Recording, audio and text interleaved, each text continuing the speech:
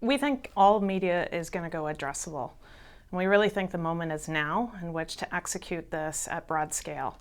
And so as you think about it, about $4.7 billion of addressable advertising will be spent next year. And that's made up of OTT and advanced linear-driven audiences, as well as, the cable 2 minutes of addressability that they've built a sizable business against as well. And so, what Nielsen's really focused on in our advanced video advertising group is to really take unique assets that we have been building across several years of strategic acquisitions that we've made. Starting with our Qterix acquisition that really puts a privacy management framework in place along with a capability for OEMs to operate in this new ecosystem. Secondly is our Gracenote acquisition that really brings kind of best-in-class automatic content recognition technology. So you can really take that half a screen second snapshot to understand what's being consumed on the glass screen.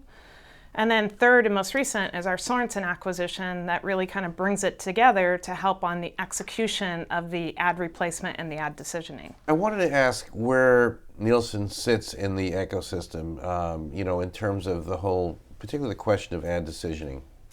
Sure. I think first and foremost, measurement is the bedrock of what Nielsen provides out to the marketplace and what we'll continue to do. We're really trying to focus on how we unlock addressable in a way that brings standardization across all those impressions. And so that our role in being independent and trusted and transparent is extremely important in that ecosystem. We're also, in addition to that, we're not buying or selling media. Just like Nielsen, ever since the creation of Nielsen, has never bought or sold media, we are not buying or selling inventory. We are extending out into the ad decisioning world. If you think about what Nielsen has provided to that marketplace, we are a lot of the data fuel that drives those ad decisioning engines to drive better optimization and better efficiency for the marketplace.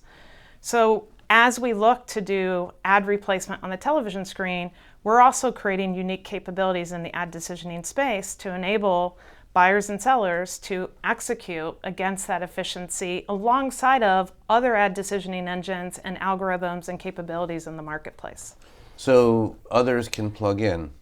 Yes, the goal would be we'd be a very open platform in which to enable ad decisioning engines, demand sources in which to execute against addressable television. We think collaboration allows everyone to win in this ecosystem. Historically, the 2 minutes of kind of cable execution were the only addressable inventory available on live linear television.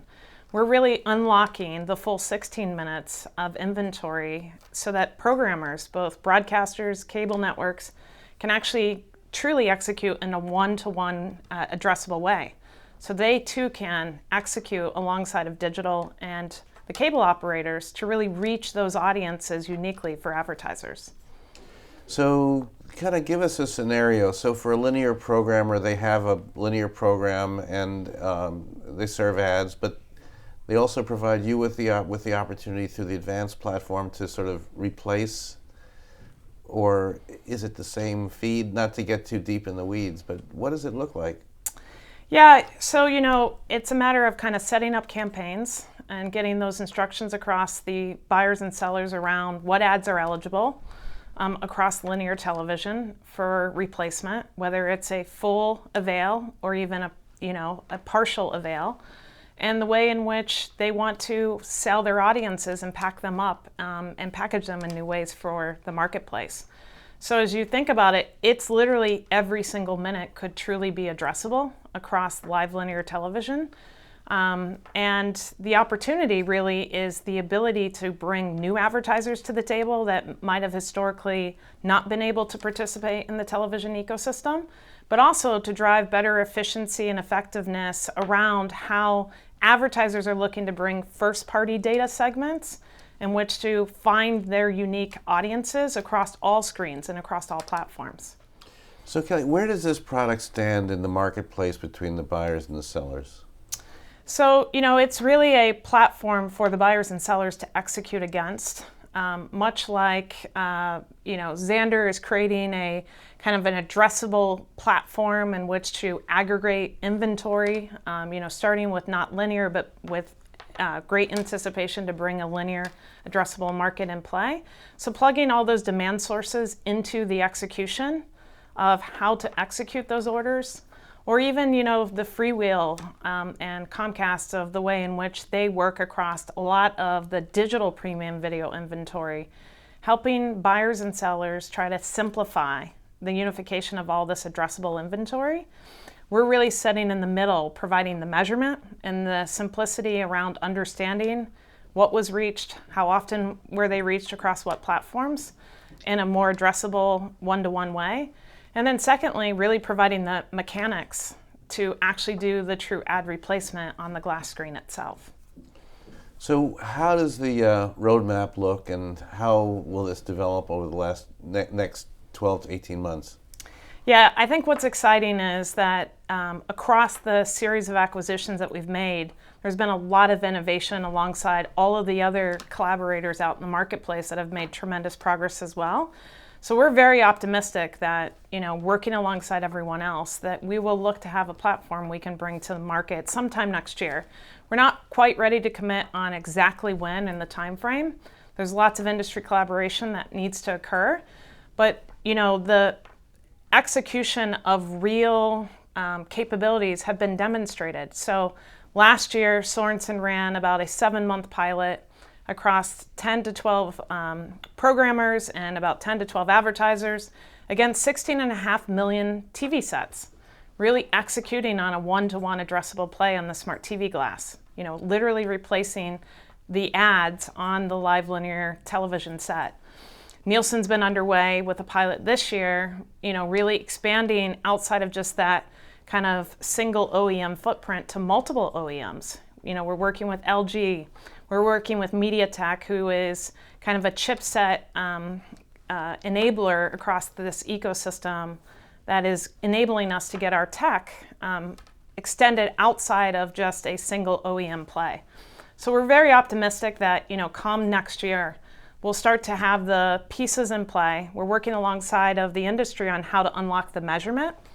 So how do you reconcile C3, C7 against addressable when those same ad spots are kind of being now not only served in a mass linear reach way, but also an addressable way?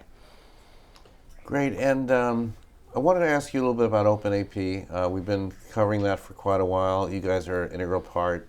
Give us your perspective on where that's going and where how it's developing.